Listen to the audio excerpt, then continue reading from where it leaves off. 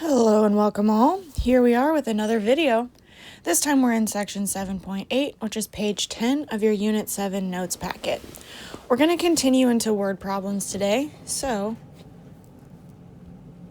let's get into it, talking about an angle of depression today. Recently we talked about an angle of elevation when we were looking upward, so now we're going to talk about an angle of depression when we're looking downward. Let's imagine that same scenario we talked about in the last video, where you're standing on the ground and you are a horizontal distance away from a flagpole. Now, originally, your line of eyesight, or your eye line, whatever you want to call it, that would be a direct horizontal line from where your eyes are if you don't have to move your head up or down at all. Let's say this time, though, instead of looking upward at the top of the flagpole, that's a worm, just believe it. There's a worm that's on the ground in front of the flagpole. So when you don't have your head tilted at all and you're just looking straight forward, you can sort of see the top of the flagpole. But in order for you to be able to actually see the worm on the ground, this time you have to tilt your head at a downward angle. This is an angle of depression. When we're talking about an actual definition, what we're thinking about is this essentially is the opposite of an angle of elevation. Instead of being an angle that is above the horizontal, this time we're talking about, with an angle of depression, an angle that is below the horizontal. So sometimes you have to look upward at things, and sometimes you have to look downward at things. And the way that each of these problems are going to be set up does look a little bit different just because of the perspective. So I'm going to show you one way that you can approach these word problems, but if you find a way that works for you, there's obviously more than one right way to do this. So feel free to try whatever works best for you. We're going to use the same steps here to solve a word problem when it's an angle of depression as we did when it's an angle of elevation. It's really just where the angle is that's going to change. In a word problem, one of the most important things that you can do is draw a picture. So let's use that first example that we're given. We have two examples here, A and B. The first example talks about, it looks like a cliff. So let's set the stage. First, we have a 300-foot tall cliff. Okay, wonderful. Here's my cliff. And I'm actually told how tall it is, so I'm just going to go ahead and label that so I don't forget that I have that number. It tells me that I see a boat out on the water. So that means that I am standing on top of the 300-foot cliff, and imagine that I could be looking straight out at the water, or I could tilt my head down or up. That would be angle of elevation or angle of depression. Horizontally, that dotted line is to show my eye line. But what I'm told is that to see this boat that's out on the water, I have to look at an angle of depression of 7 degrees. So I'm not following the horizontal eye line. Instead, I'm tilting my head downward just a little bit, and I'm told that that tilt is a 7-degree angle tilt. This is going to be my angle of reference. I don't actually know any other kind of angle in this problem, so I have to use that as my angle of reference. So now, theta is a 7-degree angle. The question that I'm asked here is, how far is the boat from the base of the cliff?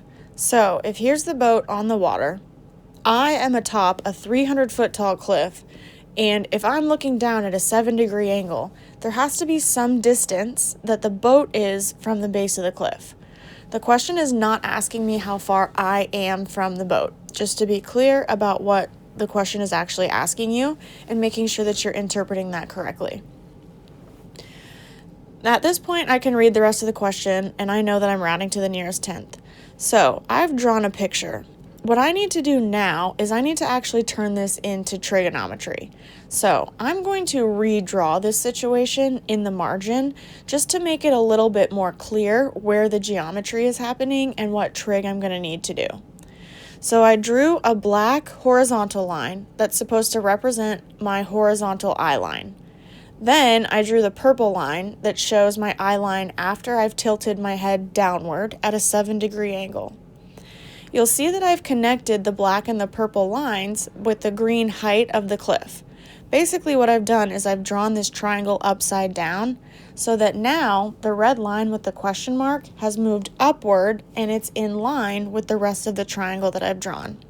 So with an angle of depression, the way that your picture is set up, it's going to look a little bit different from maybe what you're used to with angle of elevation, but all of the process is going to be exactly the same. I'm going to reorient this triangle to make me a little bit more familiar with the way that it looks. So I have this horizontal distance that's x, I have a vertical distance that's 300, and I know that my angle is 7 degrees. I went ahead and I labeled the hypotenuse. I don't know any information about the hypotenuse, so I'm not going to do anything with it. So now I can use the angle of reference theta in order to identify the adjacent side and the opposite side. If I'm looking at the angle of reference, which is a 7-degree angle, I can see that part of my angle highlights the hypotenuse, which I don't know anything about. The other part of my angle highlights the x, which is the adjacent side, because it directly touches the angle of reference. That means that the 300-foot height of the cliff has to be the opposite side. When I'm picking a trig function, I have to look at the pieces of information that I want and that I know. So I need to find the length of the adjacent side, and I know the length of the opposite side. So I'm looking for a trig function that uses opposite and adjacent. That's going to lead me to tangent. So I go ahead and I fill in all of the pieces of this puzzle into that original formula. I have the tangent of 7, which is the tangent of theta. The fraction opposite over adjacent is going to be 300, because that's the opposite side, and then it's over x because that's the adjacent side. At this point, I'm solving for the length of a side using trig. So here, you stop really using, it's not a word problem anymore, it's just regular trig. First, I need to multiply whatever's in the denominator, and I need to get that on both sides. So I've multiplied by x on the left and the right. That means that now I have x being multiplied by the tangent of 7 on the left-hand side of the equation, and on the right-hand side, I know that x divided by x is 1, so I just have 300. That means I need to get the x by itself, so I'm going to divide by the tangent of 7. I'm going to do that on both sides of the equation, and this is where your calculator comes in handy. Make sure that it's in degrees before you do anything else, and then you're ready to actually divide. So I need to do 300 being divided by the tangent of 7. I use Desmos, but you can use whatever calculator you'd like. And then remind yourself that the directions generally will tell you to round to whatever it wants you to, so you'll round how the directions tell you to. But if not, our rule of thumb is to round to 1 decimal place for a side length and to the nearest whole number for an angle measure. So after you've drawn the picture, we're doing our pretty traditional trig process to solve for either an angle or a side. And then you just round as directed, whichever one you're told to do. So in this case, we're solving for a side length in the first example. I have 300 being divided by the tangent of 7, and the directions tell me to round to the nearest tenth. So I'm going to look at my calculator that tells me I have 2,443.3, and then we were talking about feet earlier. So my answer, rounded to the nearest tenth, would be 2,443.3, and our unit of measure is feet here. So now you know that if you were standing atop a 300-foot cliff looking down at a 7-degree angle, that means you are 2,443.3 feet away from the base, or the base of the cliff is that distance away from the boat. That's example 1, and that's a very, very traditional word problem example with angle of depression. The next example we're going to look at is actually a very common example as well. In this scenario, we have an owl. I'm going to do my best to draw the owl, but it's not going to be great, and you've never seen an orange owl probably. Well, there you go. Here we have a tree, a really good looking tree. Ugh, wow, looks good. Anyway, the owl is in the tree, okay? Excellent. The owl sees that there's a mouse on the ground, so I'm going to draw a green mouse because I feel like it. And what you're thinking about is how the picture really does help set the scene. If you try to visualize this just in your head, you're going to make mistakes about where you label parts. So it doesn't have to be a great picture, but just kind of something that basically helps you set the scene is going to be helpful.